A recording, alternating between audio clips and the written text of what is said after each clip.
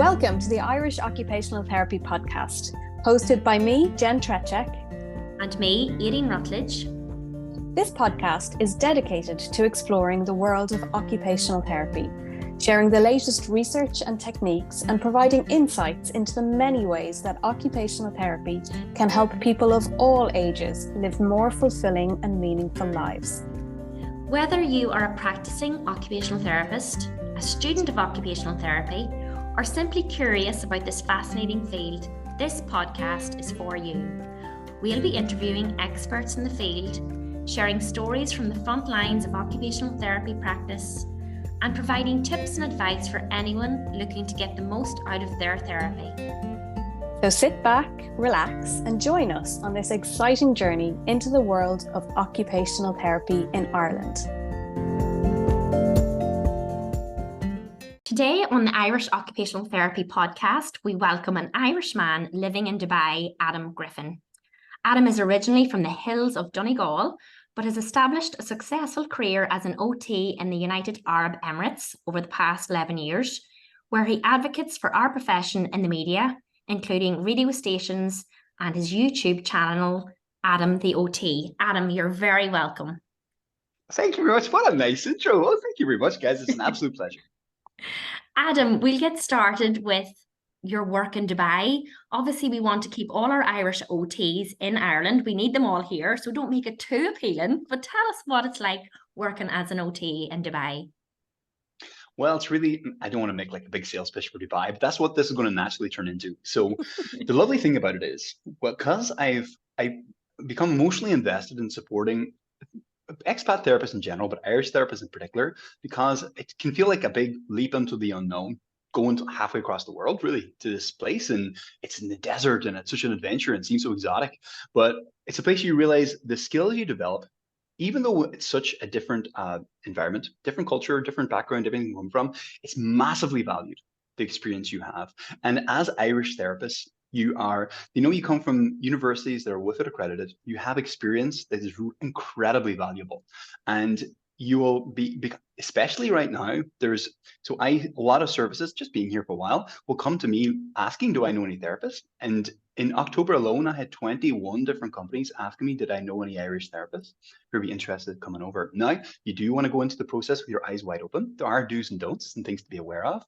But if you are mindful and you get good advice, it's a magnificent experience. And the opportunities you can get here, especially if you're really enthusiastic about doing your own thing and kind of passionate about developing as the best therapist you can be, it really is. There's so many opportunities.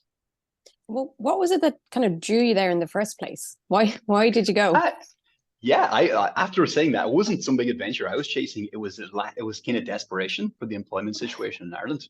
Because when I graduated, there was the HSE were still doing an hiring embargo. There was very few positions available. Because I was a strength and conditioning coach, like a personal trainer before I was an OT, and I still continued doing that throughout university. So I was in a privileged position where I had kind of a job, and we teaching Pilates mostly.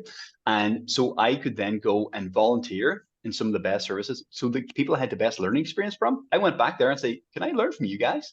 But there was so few OT jobs available. And then someone approached me. I did a course in an OT course in Galway. And then somebody approached me saying there was a very interesting position that was OT adjacent, let's say, but it was in Dubai for starting something that hadn't been done in this part of the world before, which was a vocational and transitioning services. So there was so many early intervention programs, but there was very little here, almost nothing, to take someone from being a child in a pediatric service. Then what the rest are look like when they come into the teenage years, how they're going to transition into the workplace or live independently in the community.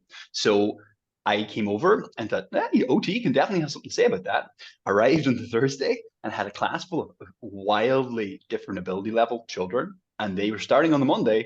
And I had a lovely OTA from the UK called Alex. And I just said, do your best. And I was so just jumping into the deep end, but it was such a valuable experience. And yeah, that's what I did. It was more like, this seems exciting. And my goodness, it really was terrifying as well. But if you don't mind jumping into things, you can do phenomenal. What's the registration process like and all of the business side of things to get yourself established, Adam? Okay. Yep. So this is something I help quite a few therapists with because it can seem quite opaque from the outside looking in. It used to be a lot more kind of uh, like Byzantine in its complexity, and you ask 10 different people and get different answers, and it says, well, it depends, blah, blah, blah. It's been simplified a great deal. So if you're working, I can take, for example, Dubai, which is where I live. The UAE as a whole, you have different emirates. Some of them have different licensing bodies and processes. Dubai is probably the most kind of, will have the most background checks because it is the most developed in terms of the healthcare system, Abu Dhabi as well, but they're very similar. There used to be two different licenses for depending on where you worked in the city. In recent years, a lot of that, including the licensing process, have been very streamlined. All it's done now is through Dubai Health Authority, DHA. If you check online about DHA OT licensing, they provide all the process and step by step to move through it. Now, specifically for Irish therapists, we benefit quite a lot because we come from a country that has now registration, and we have come from with accredited universities. We don't actually have to sit a board exam to practice here, which a lot of other countries do. So what you do is you submit your licensing information to DHA. They go through a data flow process. They look through your certificates and experience and everything, and they just give you an eligibility to get your license. It's very straightforward. And with the amount of companies who are looking for you specifically, or if you're an OT with experience and you're licensed and already practicing, then it's not very much of a hassle barrier. Because I know therapists, when I first graduated, the original plan was for me to go and practice in the US. I'd sign contracts to go to the US. The American company had hired me straight out of university. But the process for getting licensing there was really challenging, and it evolved and changed even through the licensing process, but it was very long and very hard to know where the end point is. UAE is not like that. Dubai, they've made it because it's driven by a need for therapists. There's not enough therapists for the demand they have here. So they want to make it transparent and make it straightforward and supportive of clinicians. So it sounds like you were relatively newly qualified when you went over there, Adam. In terms of kind of support and supervision, it is a brave step into a new country, and it sounds like a new area of development as well. What support did you have? Yeah, I was lucky because I moved into a service where there was two therapists there already and became quite close. My supervising kind of therapist was wonderful. He got on incredibly well. But that's one of the caveats I say to therapists coming over, because there's no guarantee the service you work for is going to value or encourage you to seek professional development support. For example, you don't have to do things that would be considered a natural part of the job in Ireland, like supporting students. There is no OT universities in the UAE, unfortunately, so that's why they have to hire from outside.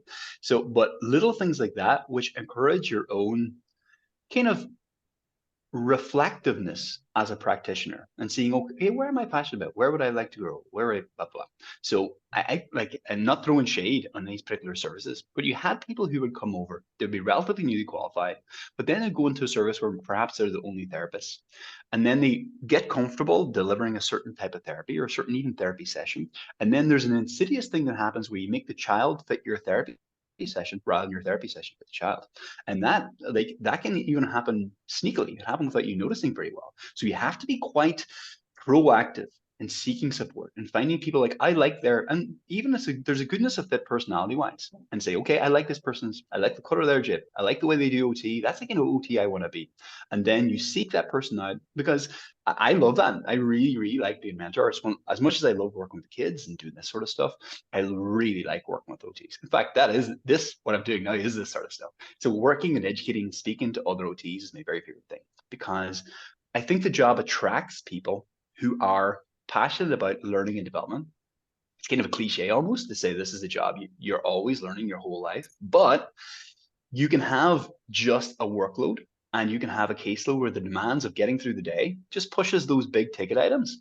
The things you need to do take place of the things you want to do. So you have to make 100% sure you're looking after your own professional development and make that kind of a priority for your own professional development, because then it makes you a more attractive proposition for other services too, because you're always getting better. It's something that I'm very conscious of here. So part of what I do in Ireland is try and support more OTs to consider private practice, and get a lot of questions around how much experience you have to have first. And I actually think you're absolutely right, as long as you kind of know your blind spots, as long as you're linking in with other professionals, as long as you're stretching Yeah. yourself and you know your competencies and you can state them Mm. and then learn that you don't Yeah. need to have the experience.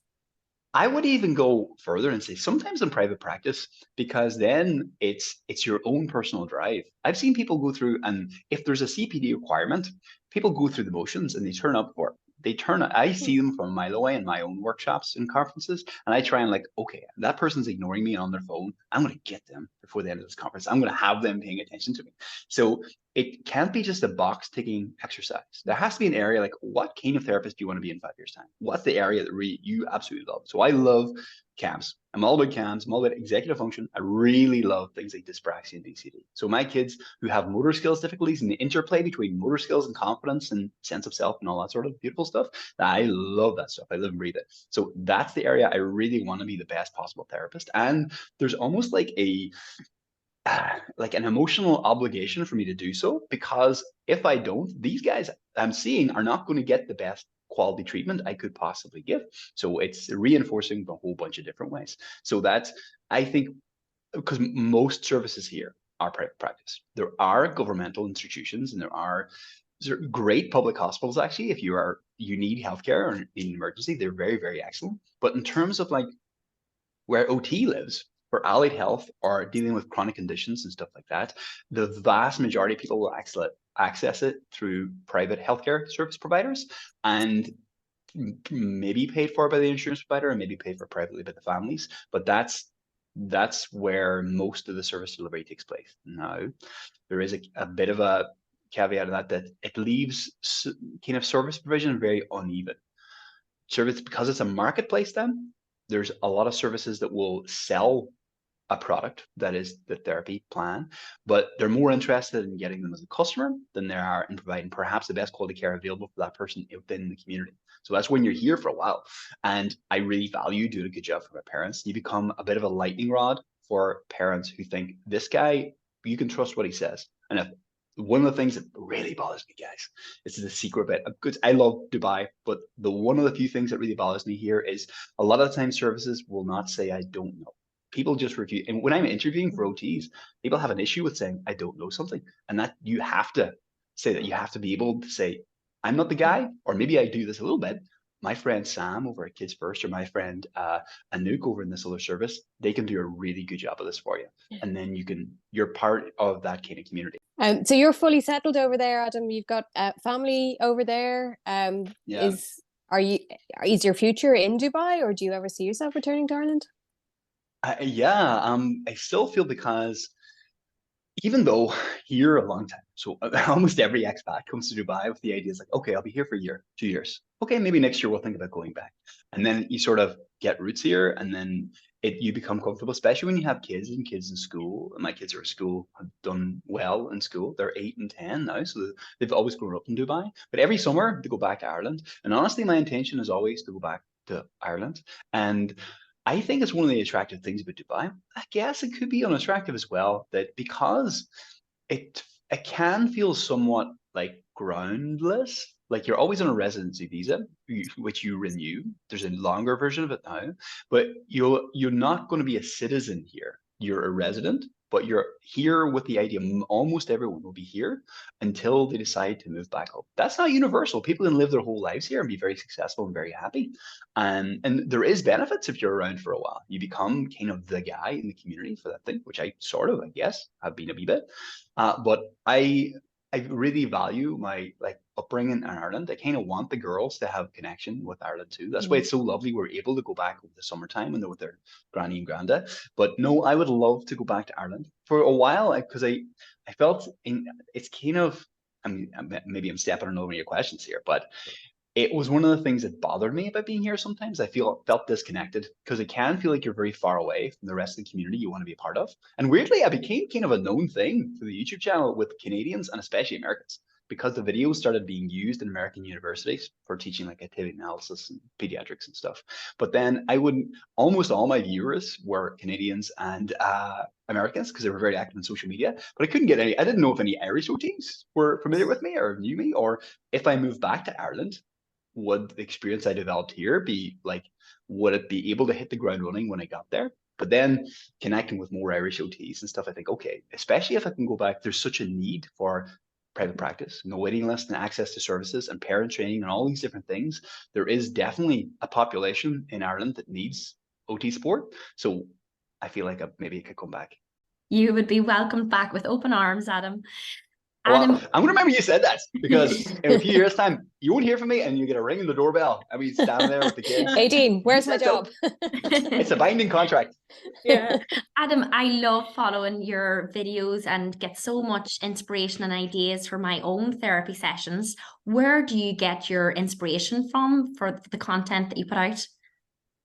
Yeah, I'd like to think it was some like complex clinical rationale. I was delving deep into my clinical reasoning, but it's really, I think it's popular, like a combination of being a big kid myself and being very easily bored.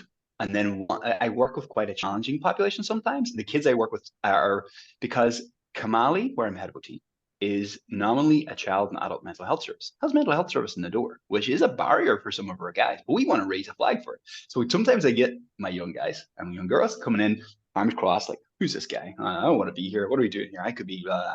So I need to get their emotional investment from the beginning. So I want to make things, I've got Adam's 3 rules: fun, clear, and accessible. And if I can get that, fun comes first. So if I can create activities that are so undeniably engaging, then I'm going to get them. Then actually the sneaky side for me is it makes my job a lot easier. That the kid's going to do all the heavy lifting. And I'm like, oh, that's fantastic. Or I'll just sit in the background, almost encouraging them and gently nudge in the right direction. I could, so be a bad. Now I'm not saying bad stuff about behavioral therapists. Some best friends are behavioral therapists. But why I wouldn't be a very good ABA, for example, of saying, no, do that, have to tick a box here, you have to do the thing. No, I can't do therapy to a child. I have to do it with the child. I need their emotional investment. They need to be along for the ride. So that's what it's sort of getting bored with what I've done last week and always want to have something new and interesting for these kids. So then I can kind of enjoy the therapy sessions more myself. Yeah, I love how you use everyday items, things that are accessible. People have all, in their homes already, and you just bring that playful element through. Well, that was kind of, I'll give my wife credit for that one, because one of the reasons that I'm speaking to you guys now, that you ever heard my name or I was on social media, was because it's Amy. Amy's my wife. And our 18-year anniversary is coming up in the end of December. So she's there, and she's the reason I did OT too, because tiny tangent, I think I said this a few times in other radio shows and stuff, that the only reason I was fitness instructor, personal trainer, and one of my clients was had a 12-year-old son with cerebral palsy, and I learned about OT. I thought, this is very cool, and I think I'd love to do something like that. And Amy, who was my brand new girlfriend then, said, "Oh, you should consider studying that. You should, like, I think you'd be good at that." I was like, okay. And the only place I could feasibly do it was Trinity. And I thought, I can't get it at Trinity. Trinity's for smart people. And from where I was from in Donegal, only 2 people in my year went to Trinity. So I only applied to kind of impress my then new girlfriend and didn't think I'd get it, but thought, this would be awesome. And then like 2 interviews later, I got in and spent 2 years thinking, I'm going to get kicked out. I'm going to get found out pretty soon. I had such crushing imposter syndrome, and then discovered like, oh, I really like this stuff and I could be good at it. And then really got into anatomy and physiology, loved all the placements. And then it started to realize, oh, this is what I'm meant to be doing. And so I enjoy being a fitness guy, but man, I love OT. I really do. And people say that about their job. I enjoy so much. I'm aware I'm in a very privileged position to say that I genuinely do love my job, but I really do. I can't even remember what the question was. And you got the girl as well, which is a happy ending. Yeah, and I'm married. So there you go. And Adam, you went to Trinity, yeah? I did. You went to Trinity as well? No, I went to Jordan. Didn't get in. Okay. I didn't get in. I tried. I'd imagine in Dubai, the range of occupations that people maybe want to access might be a little bit different to what you might see in Ireland. Is that the case, or is it everybody is kind of a bit the same? Well, there is universality to it. So if you can't think, I had a big talk about this recently because every person will ask what an OT is, and in UAE, one of the ways I kind of describe it is you imagine the jobs of childhood. So I'm pediatric OT, and there's a universality, and it's what I love about OT because it's so grounded in your everyday lived experience. I describe it as an everyday beautiful thing. So can you hold your pencil, make a friend, listen to teacher, wipe your bum, button your shirt, all these lovely things, but things you've got to do every day. That's what makes life life. So those kind of things are universal. Now, there are confounding variables that are very, very Dubai. For example, a lot of my kids, they'll go and parents will buy them like tools for helping learn to button their shirt, but they never actually button their shirt because their nanny doesn't. So little things like that say, what do you actually have to do? What are you being, like OT, we talk about, can you do the things you need and want to do? If not, is there anything disabling you from doing that thing? By definition, you're not able to do the things you want to do. So you're being held back by that difficulty, that barrier we have to overcome. And so there are definitely cultural elements. Again, working with teens, I work with a lot of sensory preteens and teens, and there's issues about puberty. There's issues about cultural sensitivity that you have to kind of be aware of, but it doesn't mean you're going to run a mile from it. A lot of Western therapists do. Like, oh God, what can I say? Oh, oops. No, man, if you don't have this conversation, the child's going to force the conversation upon you. So I will wade in, roll up my sleeves and go, this is what we're talking about, lads. There's an interesting one that I did a talk for parents before about kind of puberty and sexuality and autism specifically. And when you do parent trainings, you have to submit them for kind of governmental approval and DHA approval. And that one, they were like, I don't know about this, Adam. And they admitted this is a major need. And I had, in the same, like 2 weeks before that, I had a family who flew over from, where was it? Afghanistan. Very devout in their faith, fully covered up, only mom spoke English, but they came my little consultation room with two grandparents, dad, and the child pacing in the background. And were having such issues in school with this young man with self-stimulating behavior, going to the bathroom, removing all his clothes, all this great teenage stuff. And but they couldn't actually use the words to describe what was happening. So it was almost like a sort of code breaking thing going on. Even though mom speaks English, it was such a challenge for them. But then I was like, okay, let me give you information. Let me connect you to your websites. Let me give you things to take home because they're only there. I had 48 hours to try and help this family some way. Like, okay, so you don't tiptoe around it. These are practical, they're real problems that people are having. They're making their lives really challenging. So you have to kind of meet them where they are with an awareness of your own biases, awareness of their cultural sensitivities. But the challenges my guys have, they don't allow you to beat around the bush. They demand action. It's like, okay, let's get involved. How can I help? What's going on in your daily life? Put me in, coach. I'm here. That sounds like really putting a language on things for people as well, giving them a language to be able to look at what the issue is and then how they can address it, which I can imagine when English isn't always the first language, it adds another layer. There's language isn't really so much an issue because you'll find the language part, it's almost like it's a cultural transition.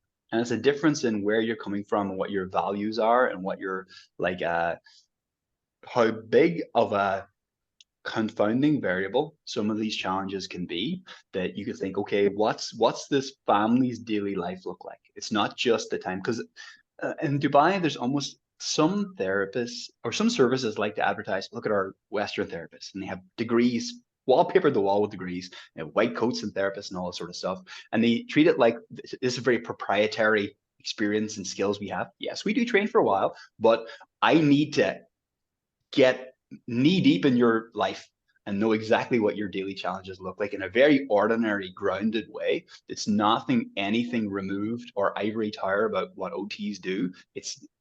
We need your involvement and need to know all the ins and outs of it. Children in clinic, we have 3 clinics I work in. Well, 2 I'm mostly working, and they're lovely multidisciplinary team clinics. So I have support from speech therapists, ABA, a lot of psychiatry and psychology as well, because CAMHS is mental health service. But then there's a number of schools I'll work in as well. So let's take them like a Tuesday morning, very average day. Well, I'll wake up. The other thing, amazed, I got like almost half an hour into this and didn't talk about jujitsu. That's the other big passion I have is martial arts. So I train in the mornings, and then we'll go to the first school. I'll see usually maybe 4 or 5 kids in the school, have a nice relationship with the teachers because I'm there for a good long time. They see me boots on the ground. So I feel like part of the team there, and they can approach me if they have issues. I'm very accessible. And then I will transition back to clinic for the afternoon, see a bunch of kids, see maybe like 4 in the afternoon. That's quite a busy day. 4 in the afternoon. If there's on that day, we'll have an MDT meeting. So any new cases, we'll get to bring them up to the rest of my team. And we'll go back and forth because, again, mental health service, sometimes you'll have quite complex cases that demand kind of multidisciplinary approach, and there's 3 different ways we can approach this situation, but who will be best served at the beginning? And then especially if you have a service and you feel like you don't want to feel isolated. You want to feel, if you're unsure how to do something, is there OTs even who work in different companies, or are there people in your company that you can kind of speak to? And luckily, I do have that both ways. And then I will see my guys in clinic. The kind of caseload I'll see in both those, the school-based guys, the natural bread and butter stuff. I remember asking this for a different workshop. I asked OTs all around the world in a poll, and I got like 370 responses from OTs. And by far and away, the biggest, can you guess what the number 1 referral for OT was? In schools, handwriting. Bingo, huge enterprise. Yeah, like by country mile. So, but again, I'll have lots of the usual handwriting, fine motor skills, attentional, sensory difficulty stuff. But the lovely thing about it is, then you have that.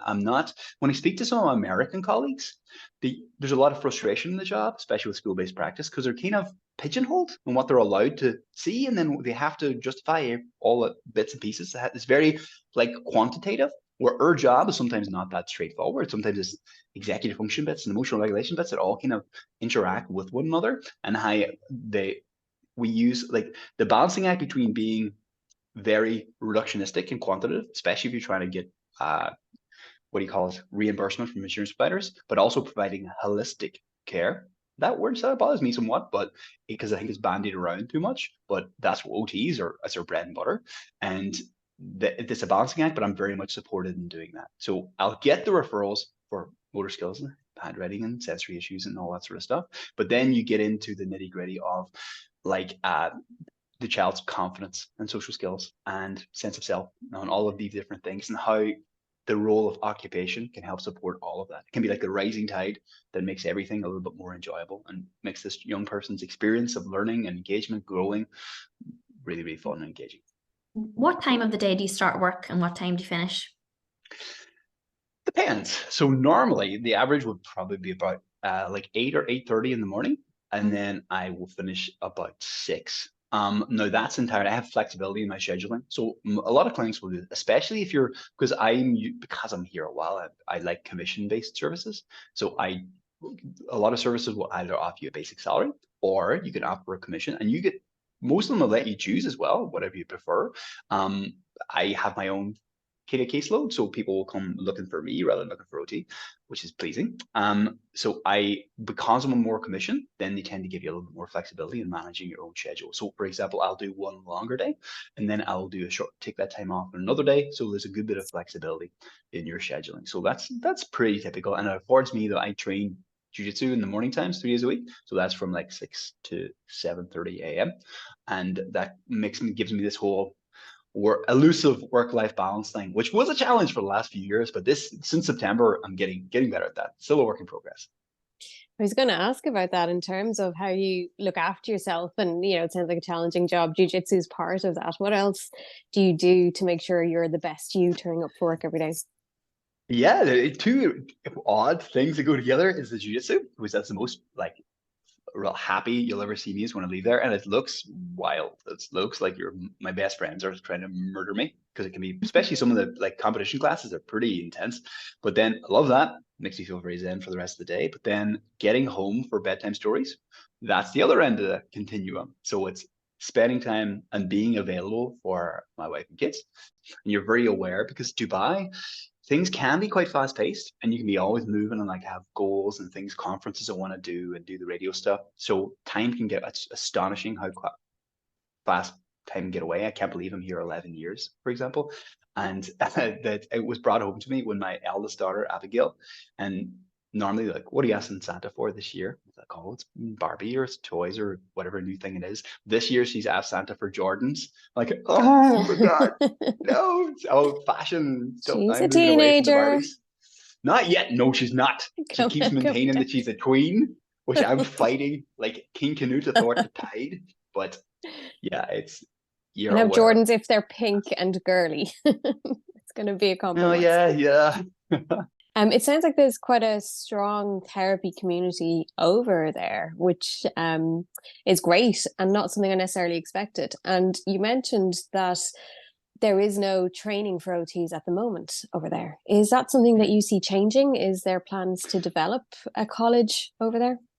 Yep, there is. Well, college, I don't know, because a lot of the educational institutions, again, there's a bunch of like University of Manchester and Middlesex. There's loads of universities over here. The starting anything brand new can be challenging because there's no like precedent for it. Everything that has been done is usually being driven by like active, driven, motivated therapists. So, for example, we have the OT WhatsApp group, which you have to be on if you're over here, because you'll get my name from somebody and I'll insist I'll join you in the OT WhatsApp group. I think we have about 300 OTs on there. Admittedly, it's only like 10 people do all the talking, myself foremost amongst them. But it's lovely to have the availability that if you have, does anyone have, oh, I've lost my scaled score page for this assessment. Can anyone help me out? Here's their all ones, and someone will give it back to you. Or you have a challenge for something and don't know how to do it. You're looking for CPD points because your renewal for licensing's up. Does anyone have any good courses they could recommend? All that usual conversational stuff. Because you can feel, like I said before, removed from the OT community at large. We built our own one here, and that's relatively recent. That hasn't always been the case. Then one of my kind of colleagues here, then she did a great job, her and a few other therapists, of they're working at the minute for establishing the UAE OT Society with the who is it? Not the AOTI.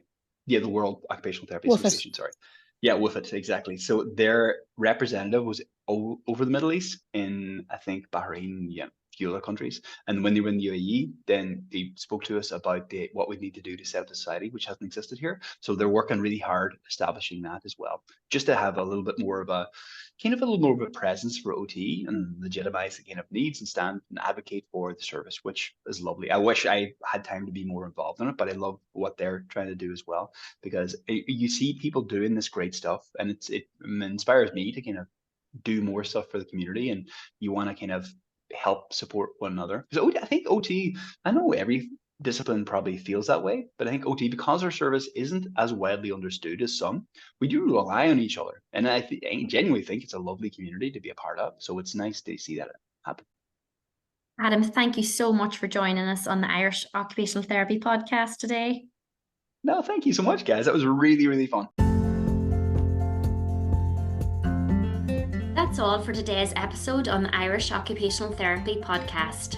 We hope you enjoyed our discussion and found it informative and engaging. If you've any questions or comments, we would love to hear from you. You can email us at irishotpodcast@gmail.com or connect on Instagram or Facebook. And remember to subscribe to our podcast so that you never miss an episode. If you found this episode helpful, please leave us a review on your preferred podcast platform. Your feedback is important and helps us to improve the show, so please do leave it. Thank you for listening to the Irish Occupational Therapy podcast, hosted by myself, Jen Trachek. And myself, Aileen Rutledge. We look forward to sharing more insights and knowledge with you in future episodes. Until then, take care.